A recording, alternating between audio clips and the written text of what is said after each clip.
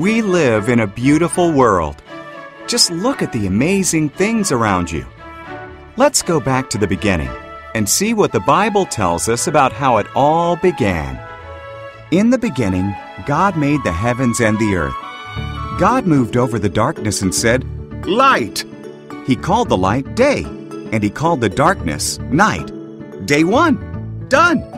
Then God made a space to separate the waters above from the waters below. He called the space sky.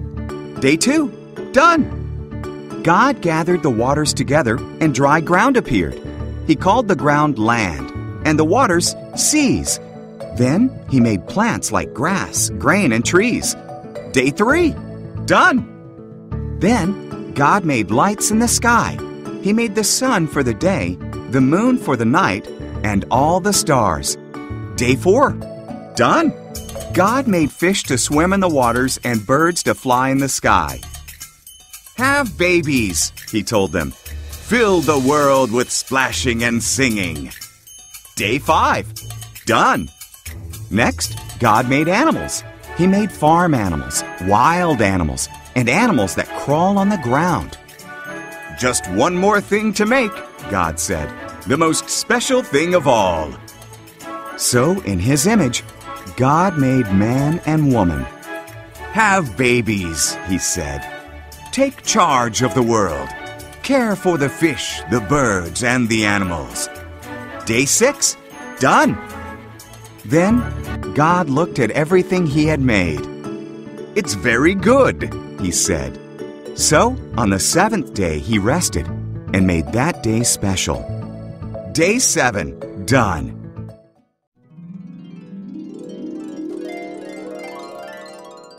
The first man and woman, Adam and Eve, lived in a beautiful garden that God made for them. But Satan came as a crafty serpent and tempted Adam and Eve. "Did God say you must not eat the fruit from these trees?" The serpent asked Eve. "Just the tree in the middle. Eve replied. If we eat from it, we'll die." "You won't die," said the serpent. "There's a reason why God doesn't want you to eat from that tree. If you do, you'll be like Him. You'll know what He knows." Eve ate the fruit. She gave some to Adam, who was with her. He ate it too. And at once, they knew things they had never known before. One thing they knew was that they were naked. They sewed leaves together to cover themselves. They'd never felt fear or shame before, so they knew something was wrong. "Adam," God called. "Eve." "We're hiding," said Adam. "We're naked." "You know that because you ate from the tree," God sighed. Then Adam blamed Eve, and Eve blamed the serpent. God said, "Serpent, you must crawl on your belly.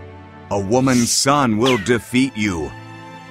"Eve, childbirth will be painful.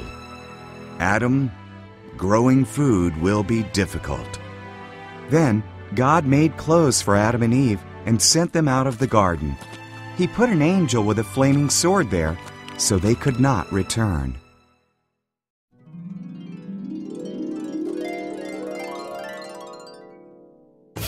The earth filled up with people, but they sinned so much that God was sorry He had made them. He decided to send a flood to wash away everyone on earth.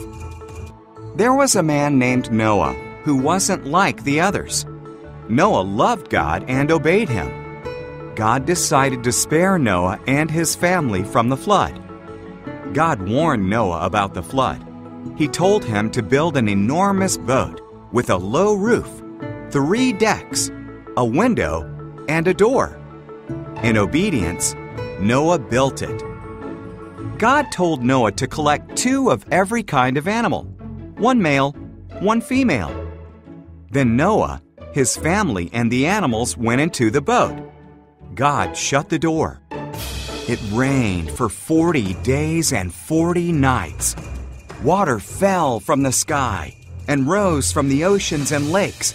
Even the tallest mountains disappeared beneath the flood. Meanwhile, Noah, his family, and all the animals were safe in the boat, floating on the floodwaters. God had not forgotten about Noah, not even for a moment. God sent a wind to blow. The waters went down. The boat rested on Mount Ararat. Noah sent out a dove. When it didn't return, he knew it was safe. When the ground was dry, God told them to come out. He put a rainbow in the sky as a promise that he would never flood the whole earth again.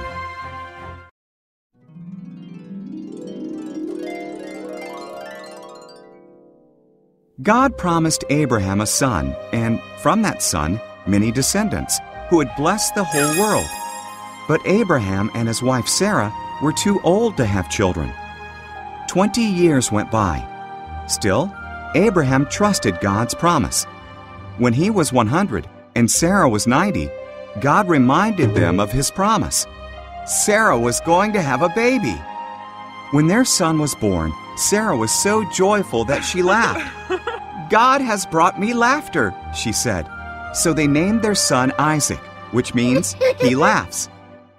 When Isaac was a boy, God tested Abraham by telling him to take Isaac to Mount Moriah and kill him as a sacrifice to God.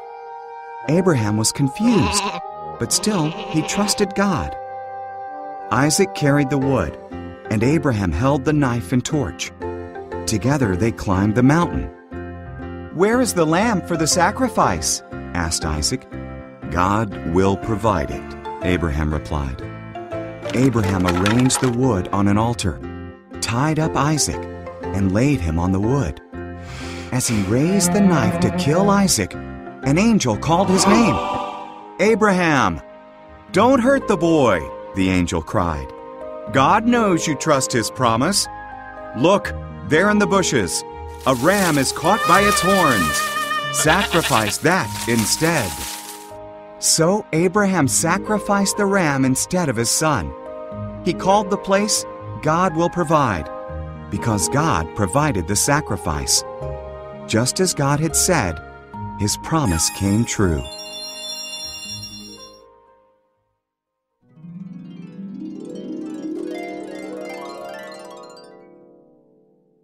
Jacob had 12 sons, but he loved his son Joseph the most.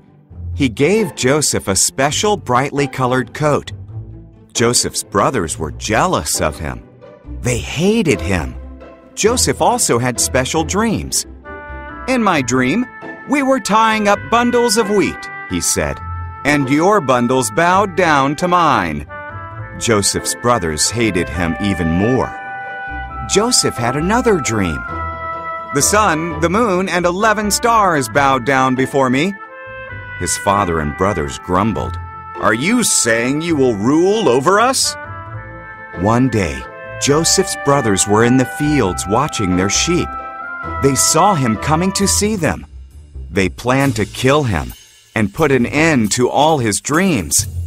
"It would be wrong to kill our brother," said Reuben. "Let's throw him in this empty well."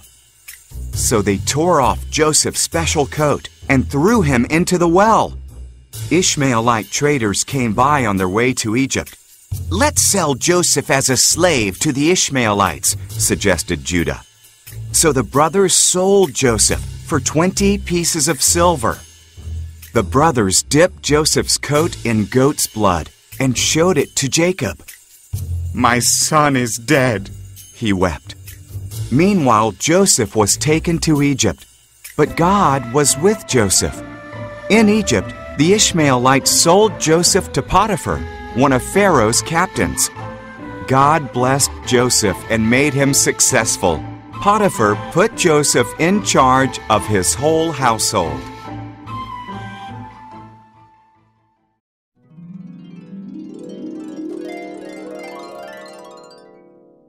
Joseph served Potiphar well.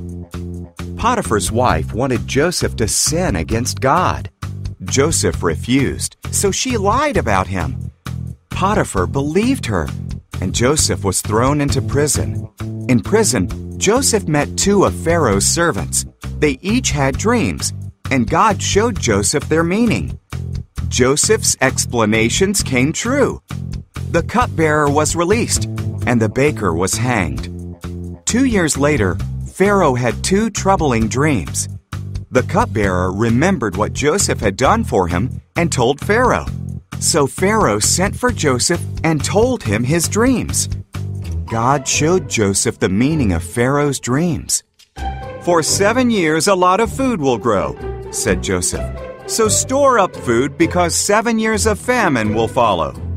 Pharaoh was impressed by Joseph's wisdom, so he put Joseph in charge of storing up all the food. Apart from Pharaoh, no one in Egypt was more powerful than Joseph. Joseph's brothers went to Egypt to buy food. They bowed before Joseph, but did not recognize him.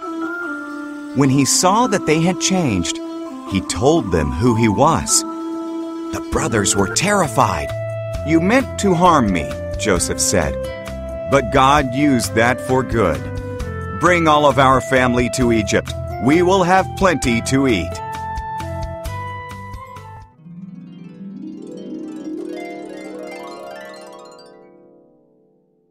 Egypt was filled with Israelites. The new Pharaoh was afraid that the Israelites would become too powerful, so he made them slaves and treated them very badly. Pharaoh ordered that all baby Israelite boys had to be killed. One woman put her baby in a basket and hid him by the river's edge. His sister watched him. Pharaoh's daughter was bathing by the river. She found the baby and decided to keep him. His sister offered their mother's help to care for him. Pharaoh's daughter named him Moses. Moses grew up. One day, he saw an Egyptian beating an Israelite. Moses killed the Egyptian. Then he fled to Midian and was a shepherd for 40 years. Moses was watching his sheep on Mount Horeb. The voice of God spoke from a burning bush. "My people are suffering, Moses. I have chosen you to free them." "I can't," Moses cried. "I'll help you," God promised. "Throw down your staff." Moses did. It turned into a snake. When he picked it up, it was a staff again. "Put your hand in your cloak," God said. Moses did. He looked. It was covered with disease. When he did it again, it was healed. "Show Pharaoh that," God said. "I'm not a good speaker," said Moses. "I'll give you the words," God said. "Your brother Aaron can help." So Moses went to tell Pharaoh to set the Israelites free.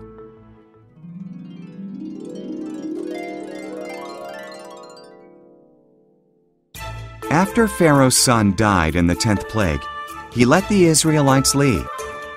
They were near the Red Sea when Pharaoh changed his mind again and chased after them.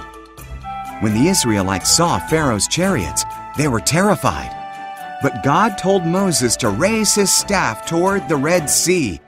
God sent a strong wind and parted the sea. A dry path appeared, and the Israelites walked straight through the Red Sea. There was a wall of water on each side of them. They arrived safely on the other side. Pharaoh and his army followed them into the sea. God told Moses to stretch out his hand. Then the sea rolled back again, and Pharaoh and his army all drowned. God led his people through a wilderness. He fed them and gave them water. They camped at Mount Sinai, where God told Moses to meet him on the mountaintop. Surrounded by fire and smoke, Moses climbed to the top, and God came down to meet him. Then God gave Moses the 10 Commandments on 2 stone tablets. Don't worship other gods. Don't make idols. Treat my name with respect. Treat the Sabbath day as a special day. Respect your parents. Don't murder. Be loyal to your husband or your wife. Don't steal. Don't lie. Don't envy people or what they own. Now, the people knew how to obey God.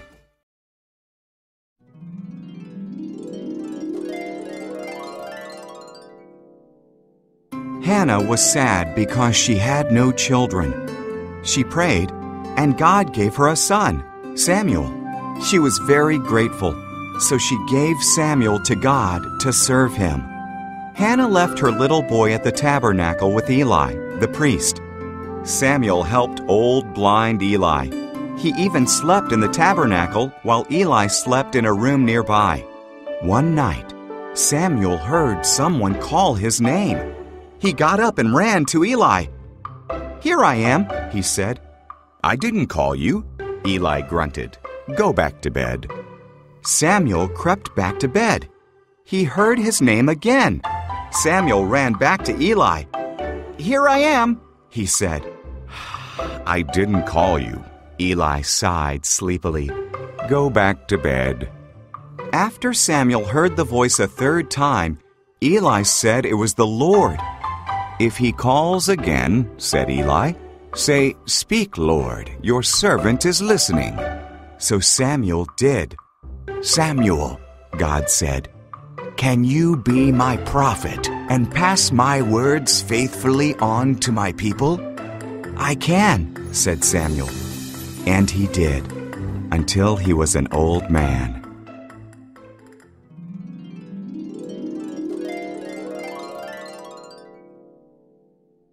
King Saul did not obey God. So God sent Samuel the prophet to Bethlehem. "Find a man named Jesse," God said. "One of his sons will be the new king." Samuel looked at 7 of Jesse's sons. They looked handsome and strong. "Not them," God said. "I don't care about looks. I care about what's in a person's heart." Jesse sent for his youngest son, David, who was tending sheep in the fields. Samuel saw him, and God said, "He is the one." So David was anointed the new king. Sometime later, Israel fought the Philistines. A giant Philistine soldier called Goliath challenged the Israelites to send a champion to fight him. But the Israelites were all too afraid. David brought food to his brothers in the army. He heard Goliath's challenge and was not afraid. "How dare he defy God's army?" asked David. "I will fight him." Surprised, King Saul offered David his armor. "No," said David. "God helped me kill wild beasts. He will help me against Goliath too." David took 5 stones and a sling. "Am I a dog?" Goliath roared. "You send this stick of a boy to fight me." "You have a spear," said David, "but I have the help of Israel's God." David put a stone into the sling and threw it. It struck Goliath's forehead and knocked him down. The Israelites defeated the Philistines. With God's help, David was a hero.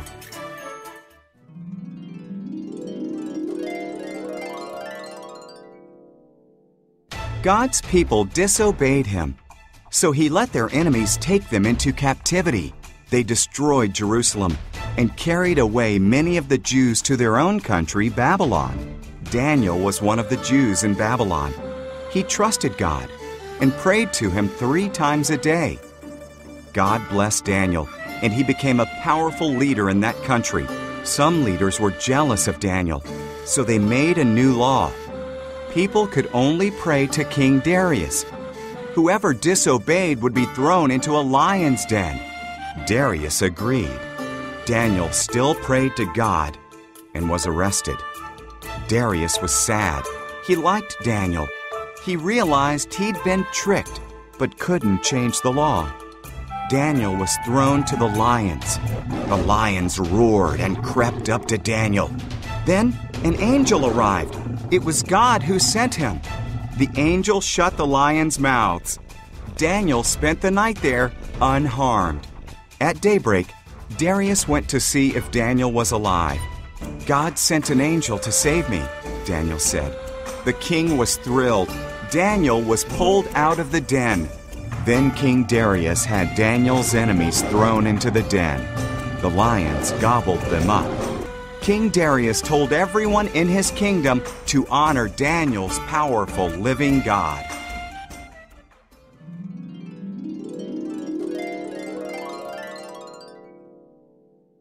Esther was the queen of Persia. Even her husband, King Xerxes, didn't know her secret. Esther was Jewish. Esther's uncle Mordecai worked at the palace and looked out for her. Xerxes' advisor Haman received a great reward. He was very proud. Everyone except Mordecai bowed down to him. Haman was insulted. He vowed to kill Mordecai and all the Jews. Haman told Xerxes that the Jews were dangerous and should die. Xerxes agreed and set a day to kill them. Mordecai was terrified and sent a message to Queen Esther. "Change the king's mind," said Mordecai. "If I go to him without his invitation, he can have me killed," Esther replied. "Perhaps you were made queen just for this moment," said Mordecai. Esther bravely agreed to try. She went to the throne room. King Xerxes was amazed by her beauty and invited her in. "Can we have dinner with Haman?" she asked. Haman was building a big gallows in his backyard. He planned to hang Mordecai on it. Then the king's invitation arrived, so Haman went to the palace for dinner. "A man wants to kill me and my people, the Jews," Esther told Xerxes. "Kill the Jews?" cried the king. "That man is you, Haman. Guards, put him to death." So Haman was hanged on the gallows he'd built for Mordecai. Because of Esther, the Jews were saved. They celebrated with a great feast, which they observe to this day.